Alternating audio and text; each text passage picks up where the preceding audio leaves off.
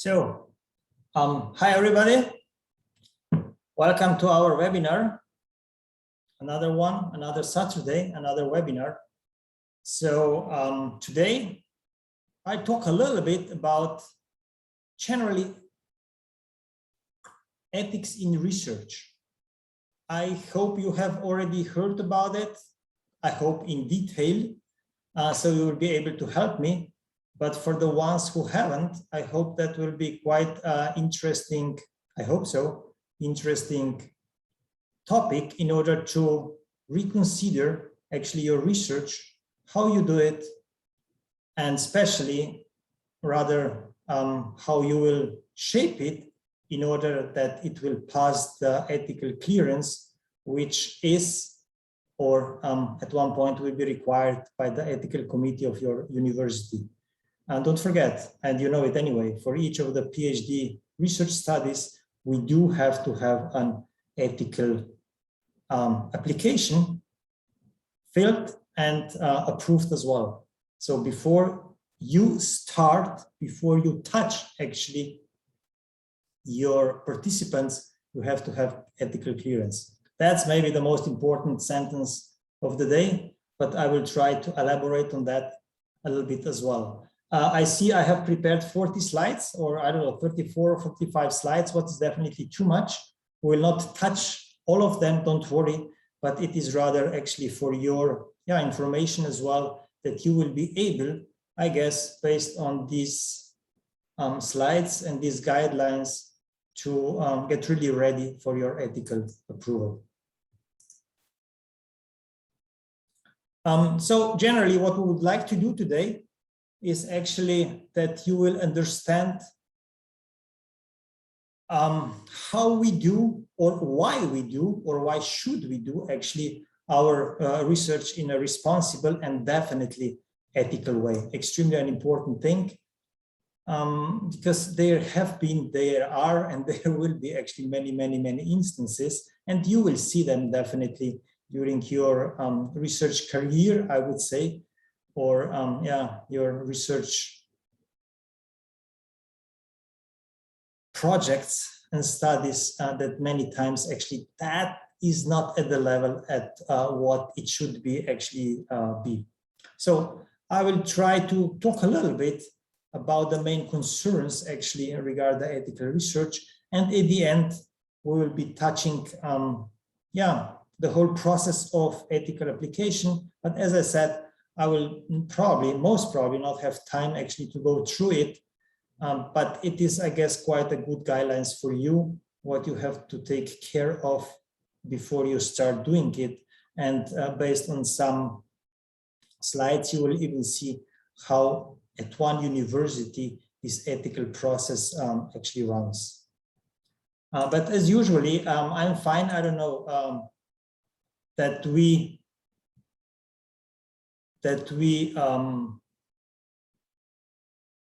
answer the questions during the lecture, okay? So it's really up to you. You want to wait or don't? Just tell me how you want to have it, and I'll answer all your questions whenever you want to. Just make it clear actually as much as we can during the lecture and not afterwards, that you have any additional questions which might not be answered. But if you do have them, you're always ready. You're always welcome to join us during our weeklies. So what I would like to talk today is about some things which should be clear actually before we really start our research, because it does not matter how we do our research, and some ethical considerations have to be followed. Don't forget that it's really extremely important. And as I said, one of the tools how, let's say, the new researchers are kind of framed within the ethical framework is that you are asked by the university to go through the ethical application process, and that will give you actually definitely quite a clear indication what you can do, have to do, should do in order to make it actually, in an ethical way. Why these are not disappearing? It's a little bit unpleasant now. So yeah, let us start with what is research ethics. And what I brought today actually is few slides.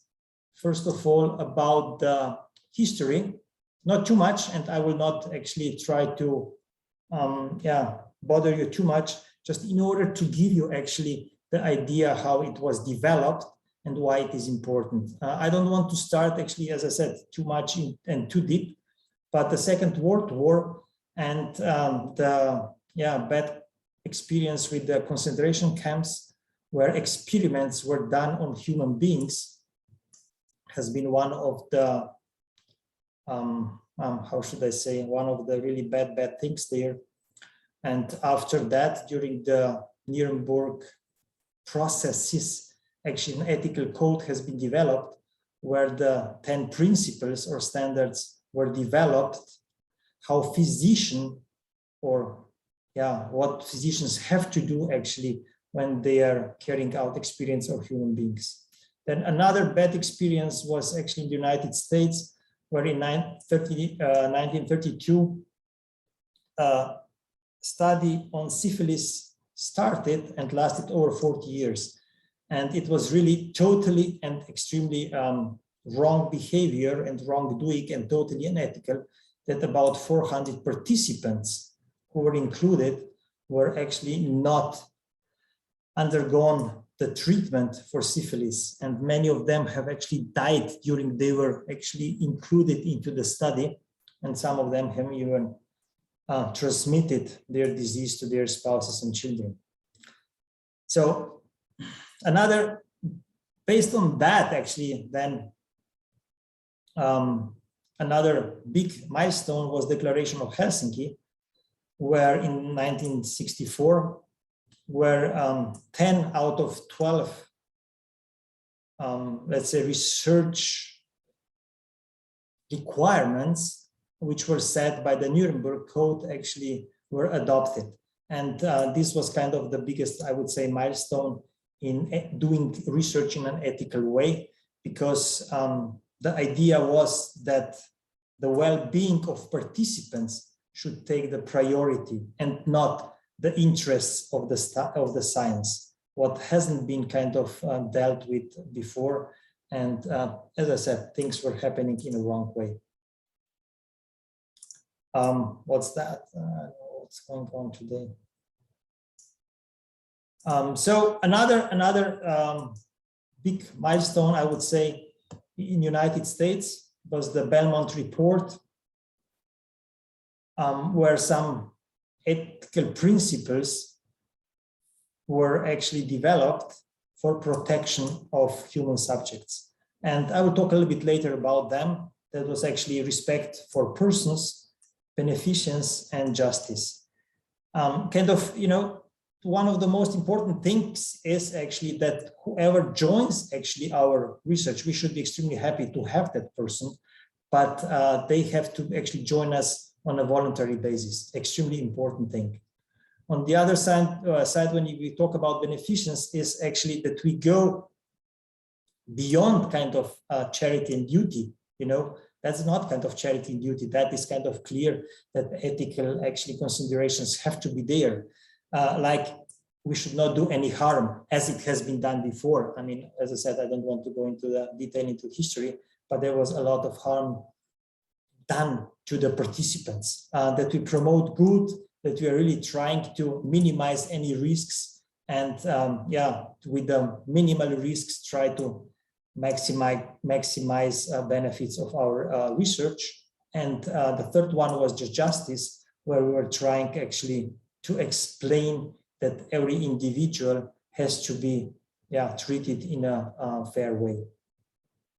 So that was a big step forward.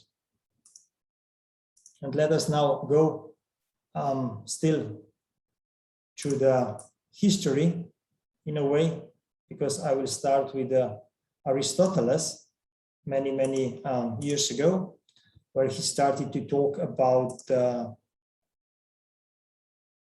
ethics. and he defined it as a discipline dealing with what is proper course of action. And that is actually kind of, yeah, still now I would say valid.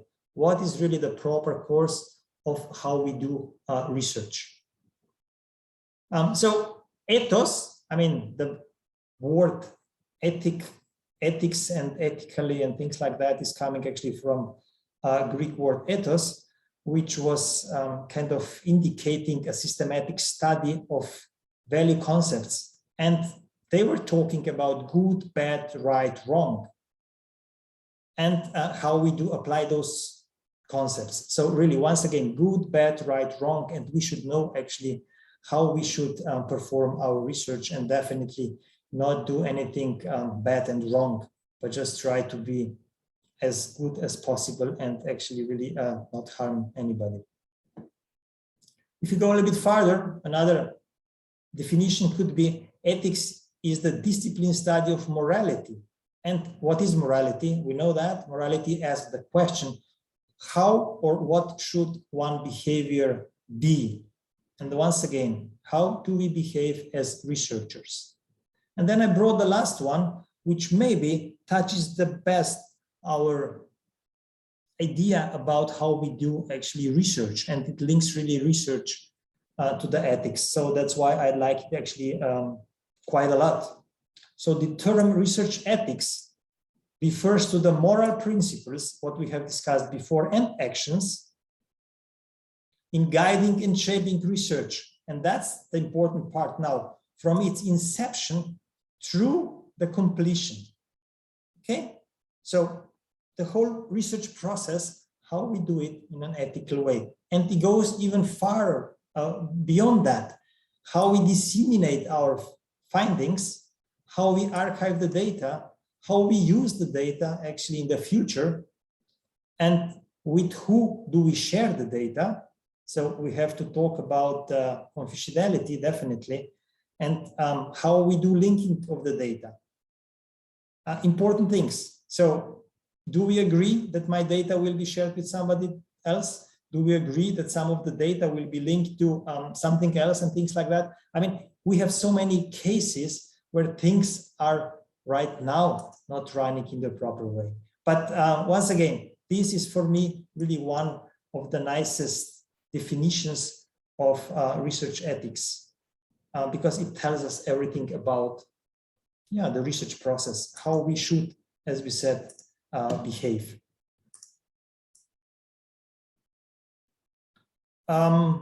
Maybe a little bit more of theory.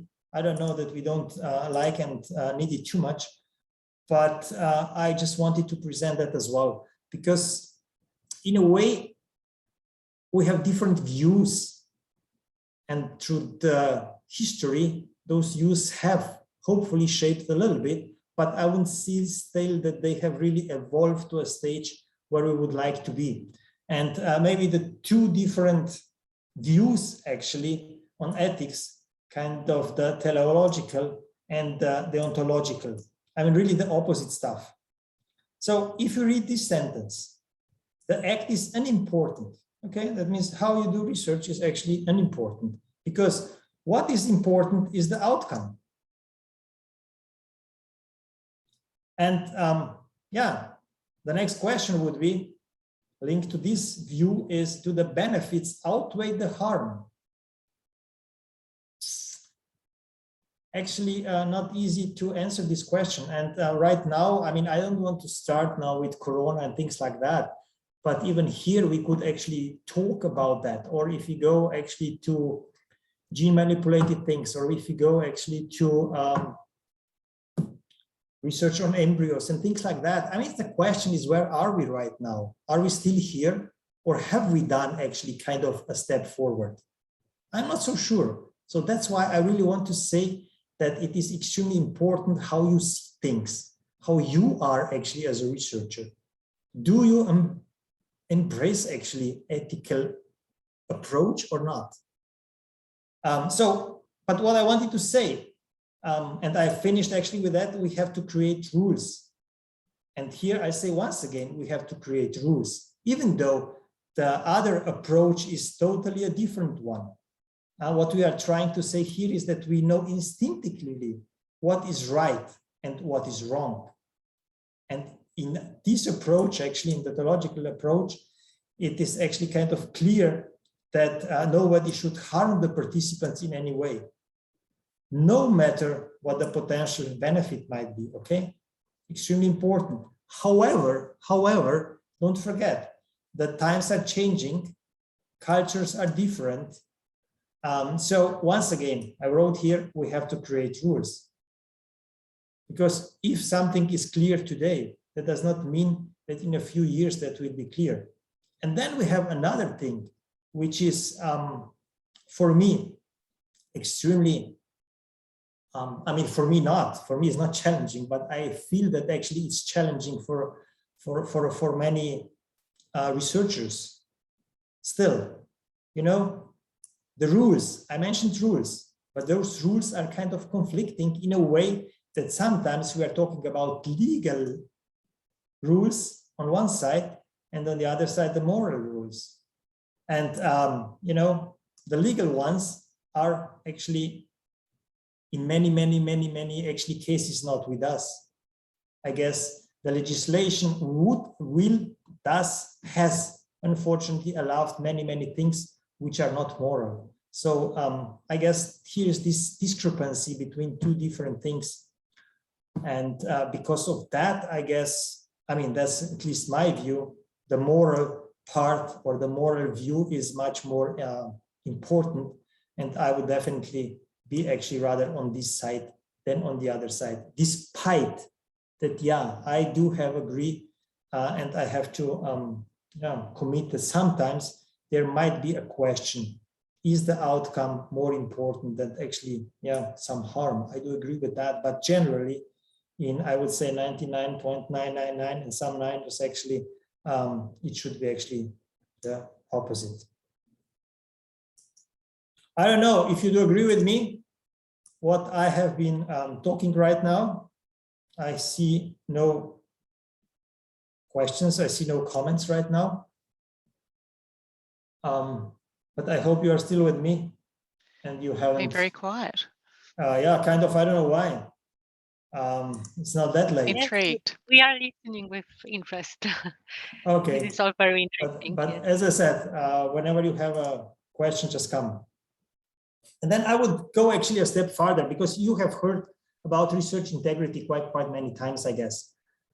And I would kind of define it in a way that research integrity is kind of the active adherence to the ethical principles we have discussed, as well as to different professional standards, which are kind of in place in order for us to do actually properly research.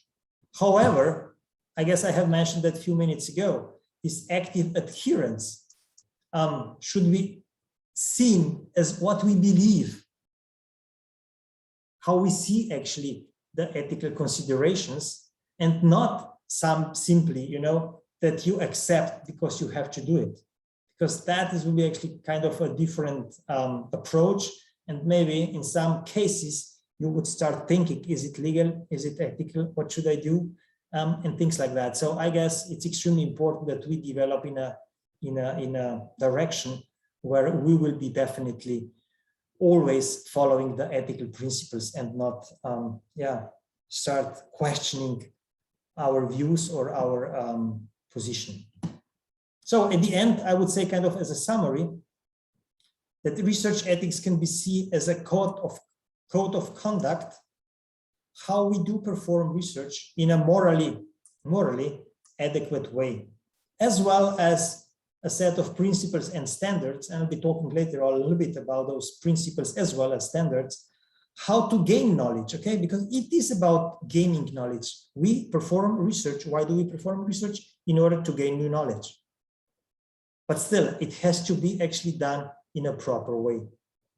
And that is at all stages. And that links to the previous actually definition, where we said that from the first idea, what I want to do, down to the, if you want to, 20 years after I have finished my study and I still have data. How will I deal with this data? So it's important. that we go actually there and really kind of, yeah, stick to the views of our ethical stand. I mentioned before Belmont report, and I mentioned the respect for persons, beneficence, and justice. And maybe I can just talk a little bit how that can be seen, or how that has been practiced, let's say, in our real, should I say real life, or in our real research life. So respect. Each person, I mean, that's clear, has individual rights. So how do we see that actually in our research?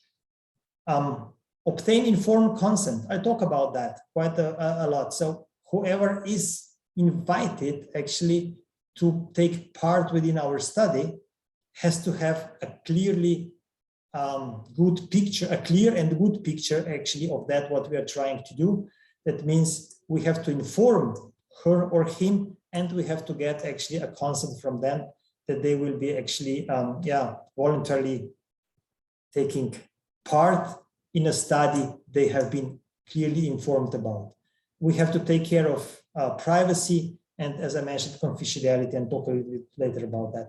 Then beneficence, kind of provide benefit, no harm, limit risks. So it has to be that we perform risk-benefit assessment. And if we see that that's not no-go, or it can be actually not done in a proper way, then probably we will have to reconsider or restructure our research. And we have to follow standard procedures. I talk a lot about that as well. Just saying, maybe methodology, we understand about that, would be one of those standard procedures, how we do actually research finally. And I don't know about the sample size and who we approach and what are the population, things like that. And then finally, the justice. So equitable selection of all the subjects. And that goes in the direction that we should include all groups that might benefit actually from our research. But we definitely do not kind of single out any of those groups, because it is actually maybe better, cheaper, more interesting, or whatsoever. Okay, so that was kind of now a little bit the, or should I say, linkage between the history, evolution, and then down to the practice. And you will see actually that those three, respect, beneficence, and justice, were actually included in most of our considerations, and maybe even extended a little bit.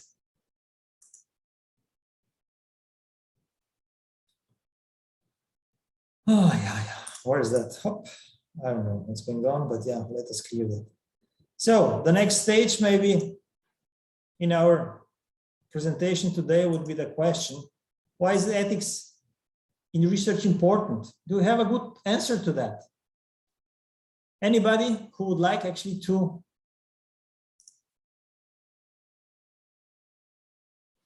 say something? Why do we think it's important?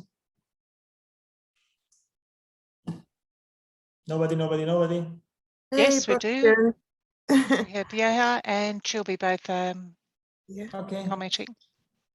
Yeah, I think for me, ethics in research is very, very important, because the consequences of not conducting your research properly has long-term impacts. So, for example, the syphilis, the Tuskegee syphilis experiment that you mentioned, which was predominantly, it was just like African Americans, and a lot of other medical experiments that have been conducted on people of color, has left a lasting impact in how Black people, Africans, see or view, medical, trials, So this I agree.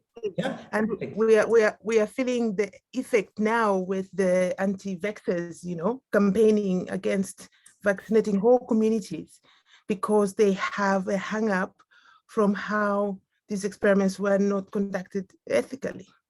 So that's really important, that as researchers we bear that in mind, that we might scar a whole generation. If we totally agree with that. And that is what you don't forget. You know? And we also have Yahi with his hand up. Yes, I would just, again, it's the two sides of the equation for me is the results of the research could be deeply impacted by the ethical approach to it. So I can have some very, very wrong outcome of the research on one hand.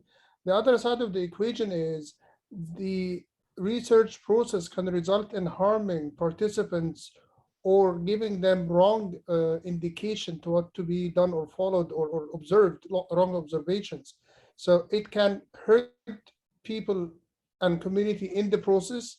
It can hurt people and community in the result as well. And it can hurt the research itself. I agree. I have actually one slide talking exactly about that. Yeah, thanks. Yeah.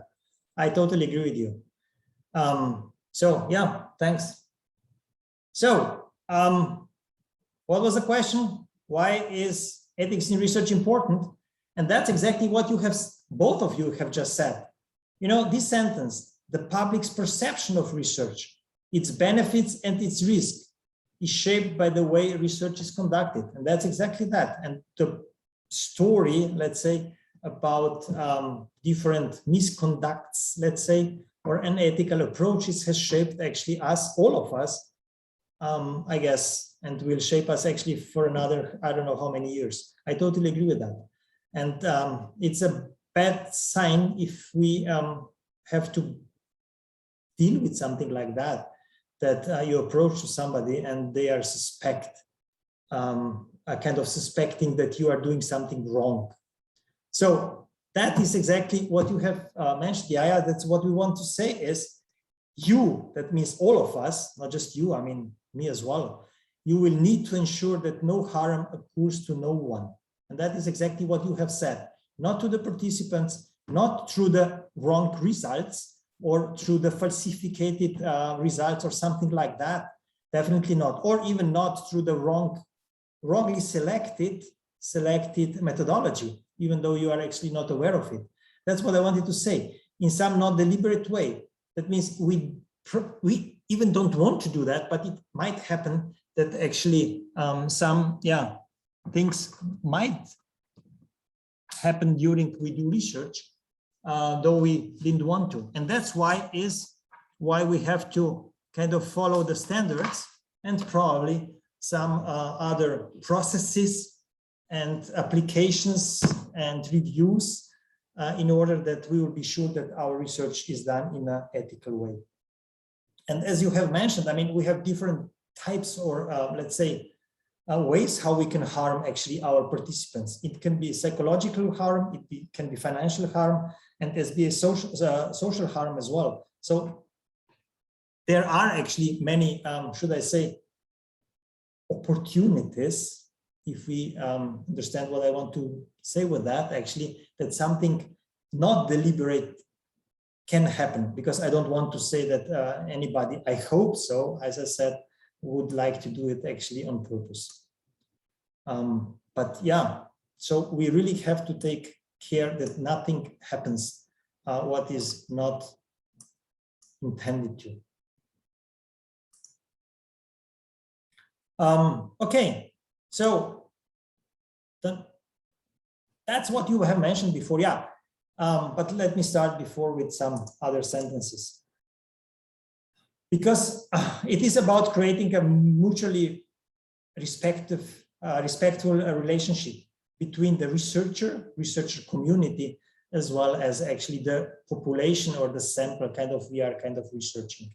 And what Yaya said before, failure to treat subject with respect can actually really result that they will be actually, let's say, replying, dealing, answering in a different way, because they will not feel comfortable, they will not trust us, and they will try to, kind of simply avoid actually giving proper or honest answers, for example. And that could actually mislead the results. Results can be biased, inconclusive. But what we will do actually as researchers, we will not be able to see that, understand that, and we will go further and we will kind of publish, let's say, these results.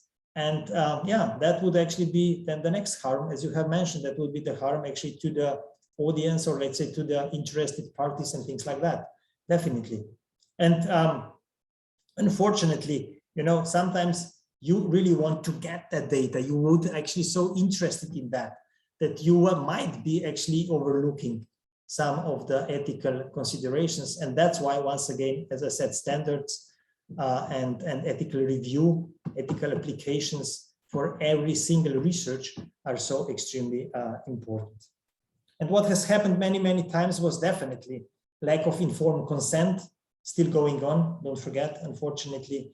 No debriefing, deception, here is written, was a standard tool. I don't want to say it's a standard tool, but has been done so many, many times. And invasion of privacy, these, I guess, were kind of the things which have been done too often and have caused quite a lot of bad reputation, actually, for the research and the researchers.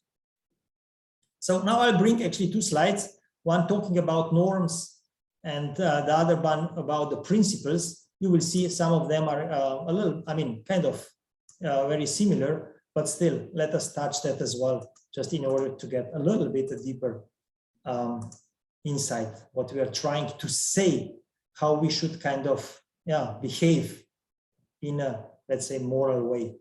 Protect study participants from non-harm. We have sent that. Not harmed physically, psychologically, emotionally, legally, socially, or financially, okay? Because they have kind of, yeah, joined us to do a study. Don't forget that. It should be voluntarily, and they are kind of helping us. We are trying to get them because we need them, and it looks like that is actually not good enough. We would like even to harm them in a way. So it shouldn't be done.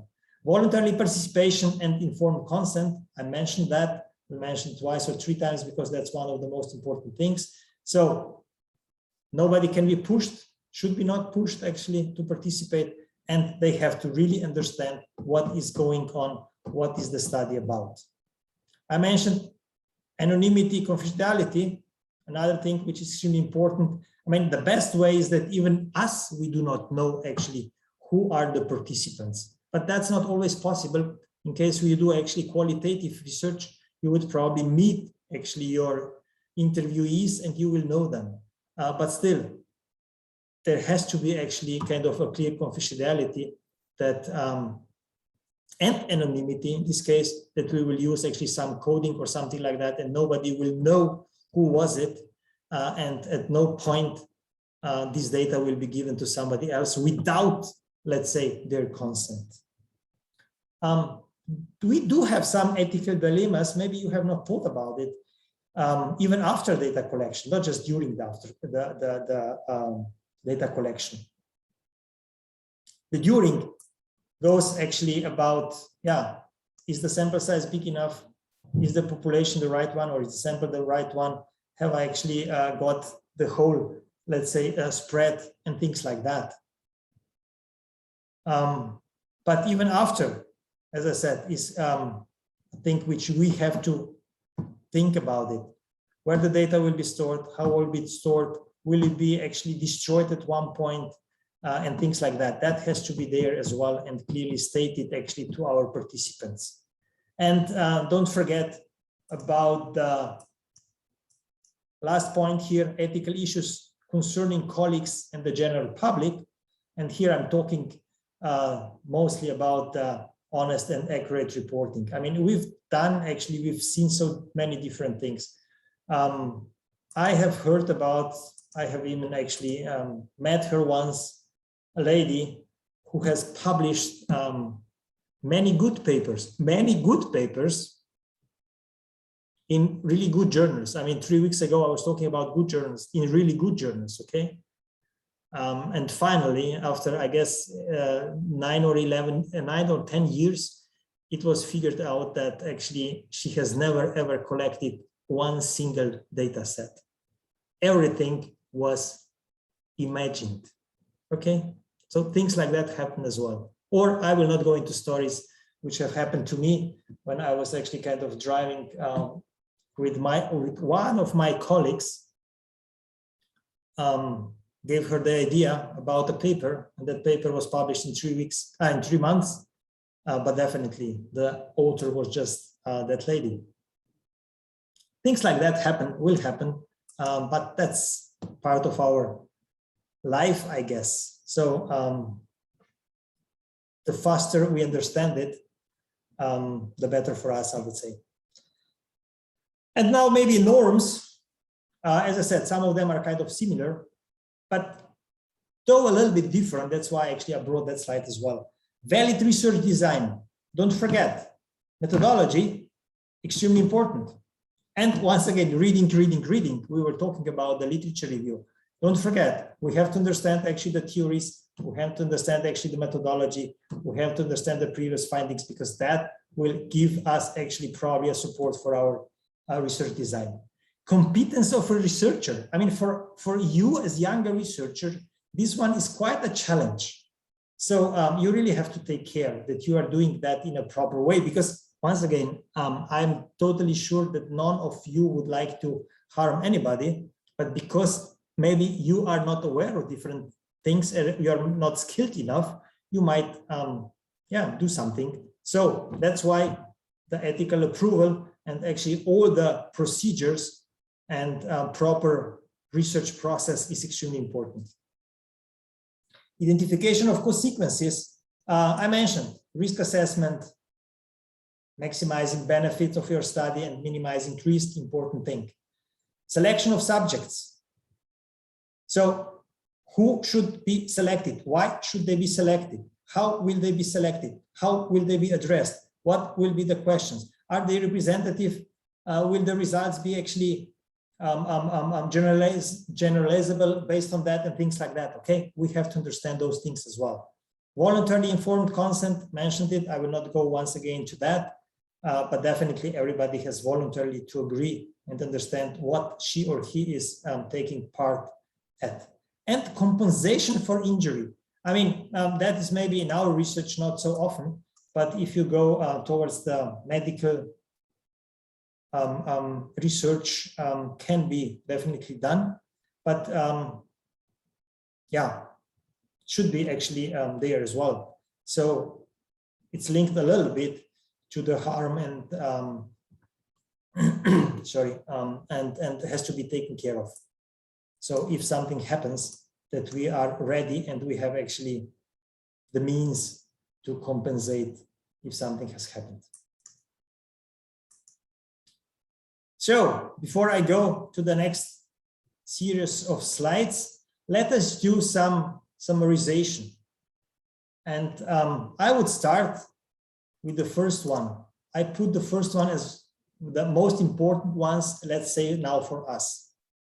Get the ethics approval before you start collecting your data, okay? I mean, you have to do that, but don't just think of doing anything before you get ethical approval. I hope all your universities are extremely strict on that. All of them are actually really pushing on you. But you will see when I will be talking about the process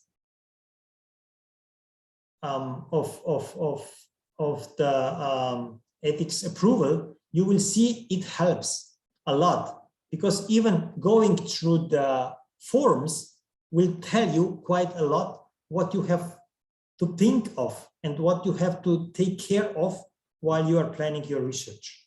So you have to get ethics approval before you will start doing your research, okay? Starting any data collection. And anyway, as you might recall, I have always said data collection, just be clear on everything and then you do actually your data collection. Don't rush into data collection. That does not end good whenever you're rushing. The next one, protect research participants from any possible harm. So really think of that and be actually clear that nothing will happen.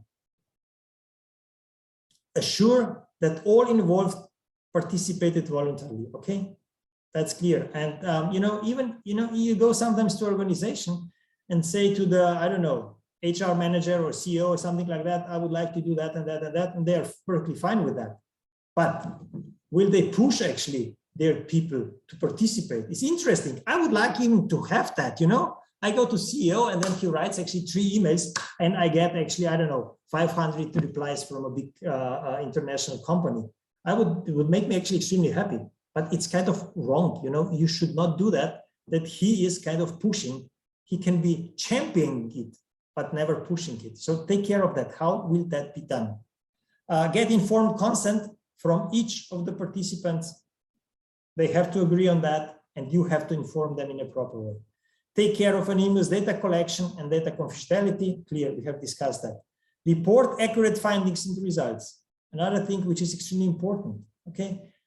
Your data analysis will tell you whether you are there. And sometimes you'll find something you don't want to find, but it does not mean that you have to change or you know, even sometimes we would take another method in order to get better results, especially when we are playing with statistical methods. You can influence that as well. But is that correct? Is that honestly reporting data or not? You know, things like that. So we have to really think, because we do have from time to time means, and these means are still, what did I mention before? I said legal and even used by other researchers. So think of that. Is it okay or not? Somebody raised hand? Yes, I Sure. raised my hand. I wanted to add, thank you, on the report accurate findings and results.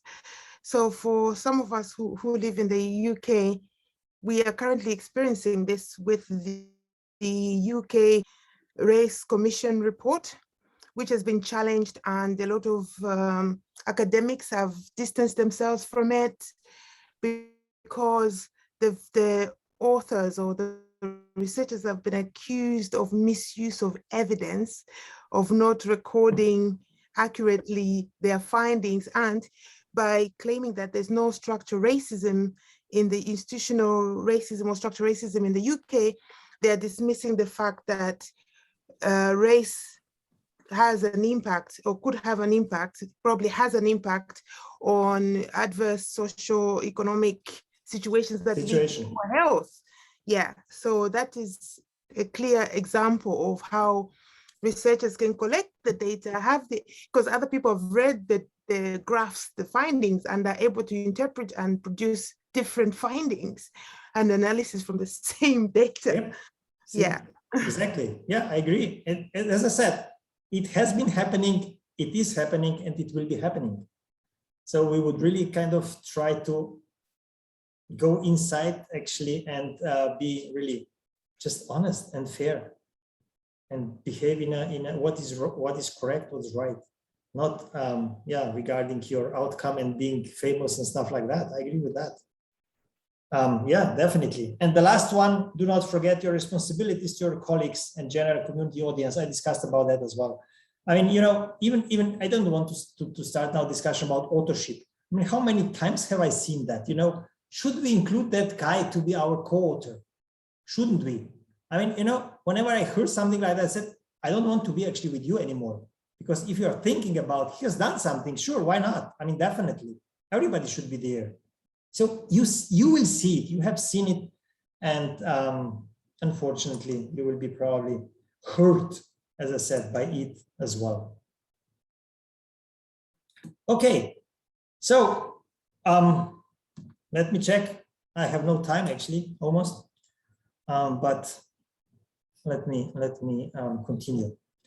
Now I would like to go, but as I said, I have prepared many slides just really for you, for your information, that you go through it.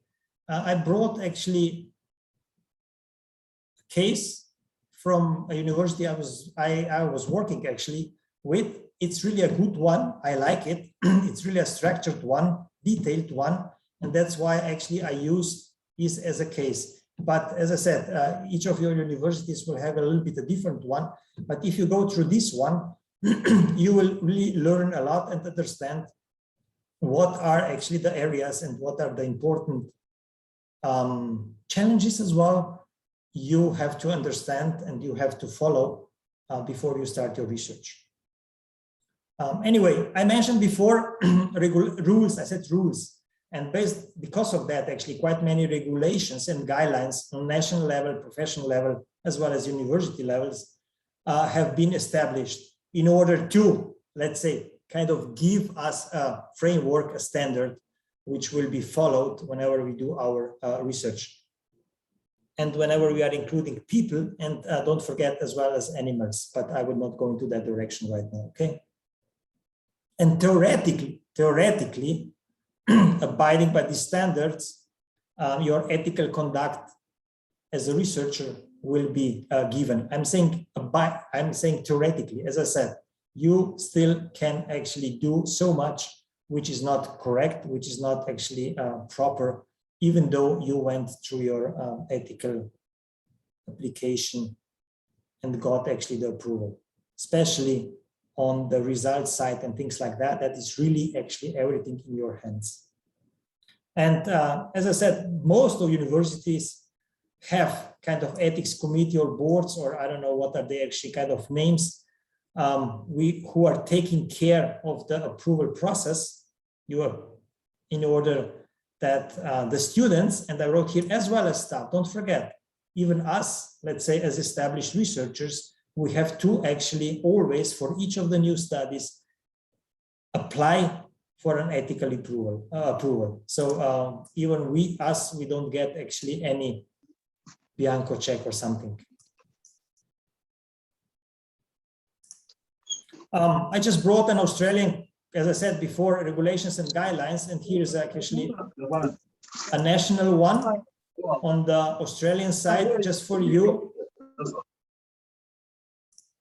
that you see actually how those things are kind of interlinked and how far does it go. But as I said, I will not go into detail, but what I will kind of mention, and that is interesting, is actually that those things which are, you see, not interesting, it's clear actually, the elements you see here on the, let's say, national level have been actually taken into consideration at the university level as well.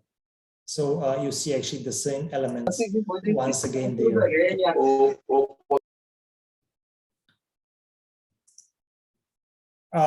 Yeah, and as I said, UOW, that's actually where I took the guidance, because it's quite good. Just tell me, how much time do I have? How much can I extend? You can probably extend up to half an hour before the weekly starts. Okay, so, thank you so much. So you are engaging me actually really in a nice way.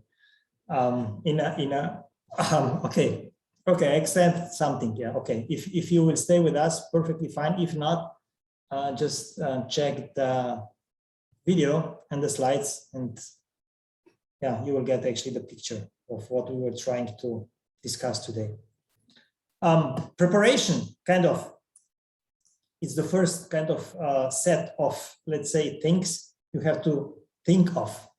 And the preparation means, for me, kind of that before you start doing your ethical application, you have to develop your research actually into every single detail, almost, should I say, okay? Everything has to be really, really clear before you will be applying for the ethical approval. And let us go now through some of the areas which you have to think of and plan for. So what is the aim of your project? That's probably quite clear, but you will have to put it down. The next stage is, what methodology have you chosen and why? Okay, why? You will have actually to clearly state why you think that that is the best way in order to answer your research questions and finally get the proper results. So methodology has to be clearly stated and actually known. Then you will have to answer what benefits will there be for the participants. You will talk about harm as well, but in this case, let's start with the benefits for the participants and for the community. You will have to think about that as well. So then the next stage, about the participants, who are they? Is there actually just a single group or more of them? I don't know. If you go actually, for example, I have then an example. If you go to school, is it just students? Is it professors or parents or teachers or whatsoever? You have to think about that as well, because you will have to inform them in a different way. And you will have to get approvals from them in a different way. How many participants do you need? Extremely important, you know, how to calculate the sample size. Because if it's wrong, all your results are actually not probably, but definitely not valid and reliable anymore. So you have to do that as well. And you will have to explain why you have actually kind of taken these exactly these participants or individuals or groups, because it's important. I mean, you know, depends what is your research question. Who do you have to talk about? And the committee will assess that. Is the CEO okay? Or maybe it should be HR management, or maybe it should be employees, or maybe it should be, who cares, okay? Take care of that as well. Then recruitment. How will you approach actually to the people? You have to write that. Are you contact them directly? And definitely, where did you get their contact details? You know, you cannot just go actually take something and say, oh, we'll actually contact them. We'll see how it goes. No, it has to be approved. It has to be actually followed by a distinct process. Where will the actually, let's say, interviews take place? Will be in their offices? Will be actually online, email, whatsoever. It depends. Kind of avoid their homes. Offices are okay, or many times it's, I mean, depends what kind of research that is. Many times it's good if somebody else would be there and things like that. You never know. So yeah, think of that as well. Will you need approval from management of some type? That's a tricky one anyway. You know, I had an issue once. I had actually just once issue. No, I am unfortunately twice in the recent time, another issue with some integrity stuff, unfortunately. But in my, let's say, 25 years or even more, I just had one issue with one of my students. We got the approval from the management, but then a co-worker of my student was complaining that she has stolen her data. Yeah, it was a sad story in a way. But yeah, university was kind of not seen as a wrongdoer, let's say, because we got the approval from the manager. And that was actually 2 or 3 years on courts and stuff like that. That was an unpleasant, actually, story. So sometimes it's good, sometimes it's good enough, but not always. So take all possible, actually, approvals. What is involved for the participants?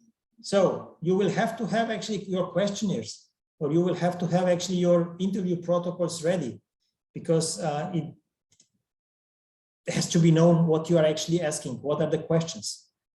You will have to provide actually how much time will that be there? Will there be any other risks or harms or whatever? And as I said, what are the benefits of the participants? The next thing you will have to talk about is actually your research team, not just you, but even your supervisors.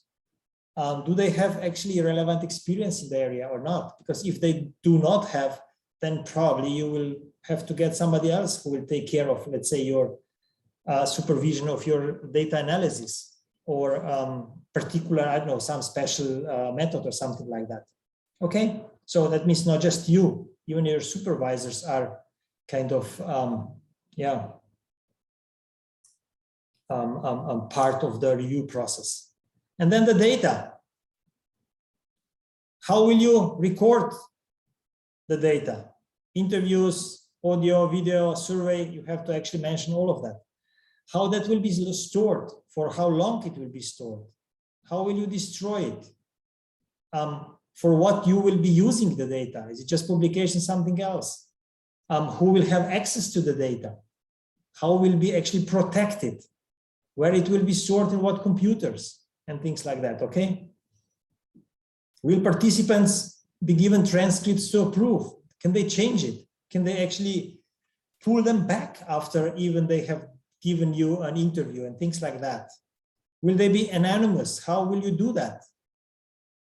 here, will the participants be able to withdraw their data even after they have kind of, let's say, participated, and things like that. How will you deal with the data for the future research? You have to explain all of that. And then additionally, some specific issues you have to think of. Privacy, as I said, I will not go into every detail right now, just give you actually the overview. Privacy, important thing. Then we have actually children. If you work with children, that is actually then another, let's say, concern, and you will have to actually clear in detail how you will do that. Do they have actually permission? Will their parents be actually agreeing? If you deal with actually patients is another area. If you deal with, in Australia, Aborigines, here we have it actually. If you deal with prisoners and things like that. So there are many, many actually things they have to be taken into consideration before you will, as we said, even apply for the ethical ethical approval, because you have to clear all of it. Place of interview, well, that will be, and then some illegal activities. It's a question. Sometimes you can ask something which might push somebody to admit something or to report something, and things like that. So there are quite many considerations you have to take care of and think about. We spoke about confidentiality and anonymity. Just read it once again. It's, I guess, quite clear what I have said. It has to be anonymous. If not, then you have actually to assure the confidentiality, and they will actually kind of never be sharing any of the results with no one. And if you have more than one group, as I mentioned before, if you have children, parents, and their teachers, as I said, you will have to prepare actually different consent forms. You will have to explain the study in a different way and things like that, because that's important. As we said, informed consent, people have to understand actually what you are trying to do, and you have to explain it in a proper way. Any questions so far? I hope I'm not too fast. I hope I didn't go too deep, because here actually is never not deep enough. There's nothing in the comments field as yet. Okay. And right, I mean, as I said, the next slides are just kind of to confirm what I have discussed about, okay? These are kind of screenshots taken from the university site. You can see them actually as well. And that's what I said here. I didn't present all of them. I just actually mentioned a few of them we have kind of discussed. Study title, aims, broad, that means you will have to write something. Research objectives, specific goals. Hypothesis, you in this case actually for this university even have to kind of put down, show, because based on the hypothesis, they will be able actually to check whether the methodology and the sample size and the design and things like that are actually okay. Then, as we said about the investigators, not just your name, role responsibilities and things like that. And the next stage, then actually your supervisors have to be mentioned as well. Can I ask a question? If you're Sure. putting a hypothesis forward, wouldn't you have already had to have gone through a lot of your literature review to, in effect, formulate those hypotheses? Yeah, that's what I said. I agree. But see, I mean, yeah, you have, but it makes sense. Then first of all, as I said, never rush to collect the data, because in a way, you know, I like that, but that's why I brought it actually, because that means it is kind of keeping you and holding you back, that you are not rushing to collect the data. And when you have the hypothesis, at that moment, you can start thinking about the methodology. It goes clear. Your title, your purpose, or your problem statement, then it is your research gap or business case, then comes what? Research question, then comes framework, in the framework, you will be seeing your hypothesis. And after you have actually developed your framework and your hypothesis, then you can start thinking how you will be able to test the hypothesis. So it makes sense that you know what are the hypotheses, because without the hypothesis, you cannot predict as a committee member whether the methodology you have picked and the data analysis you have kind of suggested is correct. So for me, it makes sense. Have I answered, Jack? Yes, thank you. Okay. And then we said sites where you will be taking care of, and then the methods you will be involving. Here you have kind of actually many different things how you will be kind of collecting the data, and you can actually pick more of them. But for each of them, then you will have kind of to have a clear guidelines and protocols. Okay, here is just human body. You know, if you have that actually there, then you have, I would say, even additional challenges whenever it's something linked to the healthcare issues or something like that. Then, as we said, benefits, risk, and burdens. So, for example, 10, what are the expected benefits of the study to the participants and wider community? You have to actually justify it. You have to justify kind of what is the outcome and what is kind of, you know, the, should I say, importance or maybe impact of your study? What are the expected burdens on participants in terms of time required or any other inconveniences? Okay. Does the project involve the risk of emotional distress, social, financial harm, what we have discussed? You have to present that as well. Then recruitment, how you will do that, okay? Where you will meet them. And then it comes kind of to the data, okay? And here I just recruitment, and for the recruitment and for that informed consent, I just brought kind of few bullet points, what should be included in the information sheet for the potential participants. So who is doing the research? Where are you from? That means your university. Why are you doing research? Who are the supervisors? How or why have you selected them? What do you need to do and how long will it take? And any other potential harms is here actually mentioned. Is the confidentiality anonymity actually really given? What will happen with the data will be, and for what will you be using your reports?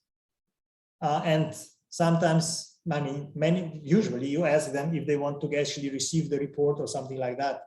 Or sometimes if you do actually your interviews, for example, will they get the transcripts to correct them or even actually to disengage or something like that. So that's another thing which is quite important. And then we mentioned confidentiality and privacy, how we will take care of it. And yep, that's actually my last slide. Sorry for 10 minutes delay. That's from my side actually everything. What I wanted from you actually to be done can be done now. I mean, we are too late, but definitely what you have to do at one point, you will have to go actually to your university and to see how you can actually get your approval clearance. And what I would like to kind of advise you is the sooner you do it, the better. Because as you have seen, you have to understand actually your ethics approval process, because you will have to prepare so many different things in order to be able to fill all those forms actually in, okay? So understand that. So go through it, and as I wanted to say is actually, do you have all the information to complete it? Are you aware of everything? Have you thought about it? So go as soon as possible, check it, because as I mentioned, it can give you, in case it is done in a really good and structured way, as I presented the one, which one is really good, will give you quite a clear indication what you have to think of, and probably will actually guide you to do even a better research than with the, not just from the ethical perspective, okay, but even actually from the general, let's say, research approach perspective. And that's it from my side. Yeah, as I said. I totally agree with you on that one, given that even though you had the proposal approved, when you had to go through the ethical approval process, it made you think a lot deeper about exactly what you're going, the approach you're going to take and why, and then justify what you're doing. So that seemed to really focus you even more so with the actual research you're going to undertake. Sorry, Shelley, you had your hand up? Yeah, I'm just really interested in, earlier it was mentioned that with ethics, it could even be a wrongly selected methodology. So just really to support your point, I'm going through the ethics at the moment, and my supervisory team, we're looking at ethnographical rules, not full ethnography, but we're looking at ethnography. But then I was thinking, looking at tweets, but also I was looking at closed Facebook groups. But I've since spoke to somebody who is actually has expertise in ethnography, and they've actually said to me that I'm completely overthinking stuff. So where I was going to use closed Facebook groups for a period of like 12 months or longer, they were like, you know, what different data would you get if you did just focus groups, like traditional focus groups? So that's really made me think about that. And then they were also saying, in relation to the ethnography, what do I actually want to get out of the tweets? So they were mentioning certain, I think it was sentimental analysis, I think they mentioned to me, and that's actually looking at the positive and negative themes, the words and stuff. So it's really opened up my eyes. So when I sort of like 6 months ago, when I started thinking about, and it has been that long, by the way, when I started thinking about my ethics, I'm completely on a different trajectory now.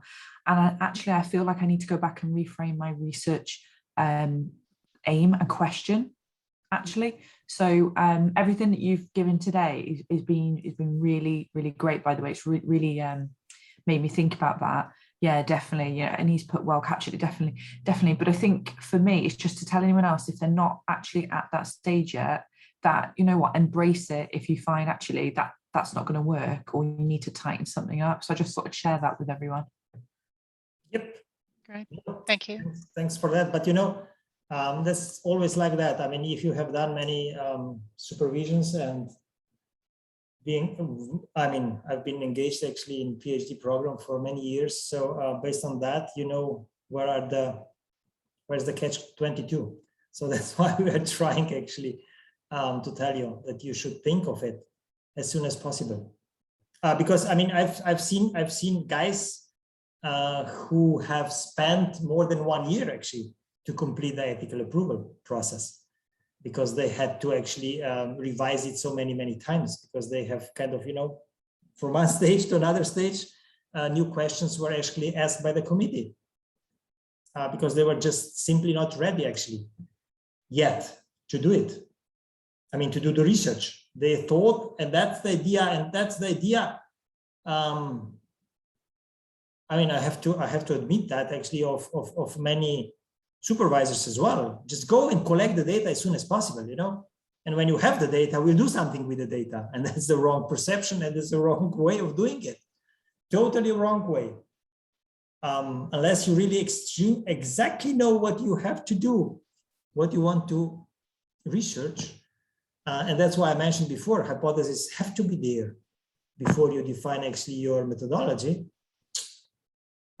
That's the wrong way. And I like it that, as I said, there's somebody who can stop, you know, that perception of the supervisors as well, because the student usually does not know when she or he is doing actually such a big research for the first time. And supervisors sometimes, push for data collection, because I will not go into those unethical areas of the supervisors, but yeah, there is a reason behind it as well. So just take care of that. Be smart, take care of it, okay? Do we have any other questions?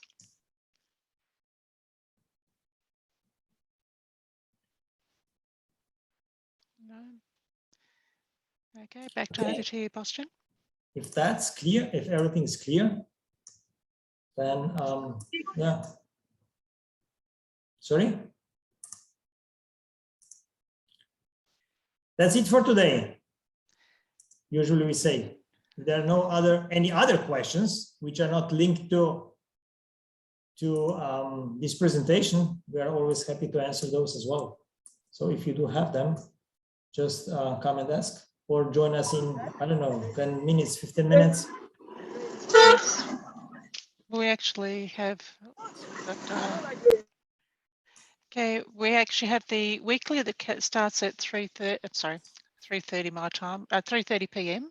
I'm thinking that it's 1:30 my time, which will be with Boston. The other weeklies we have, it is Monday 4 p.m. again with Professor Boston, on Wednesday 12 noon with Dr. Andres, and 10 a.m. on a Friday with Professor Stephen McCabe. And just our next webinars next weekend is Strategies for Publishing, and that'll be with at 2 p.m. with Professor Stephen McCabe, and the subsequent week, which will be the 6th of November, is Finding Your Doctoral Research Topic with again with Professor Boston at 2 p.m. So did anybody have any further questions at all?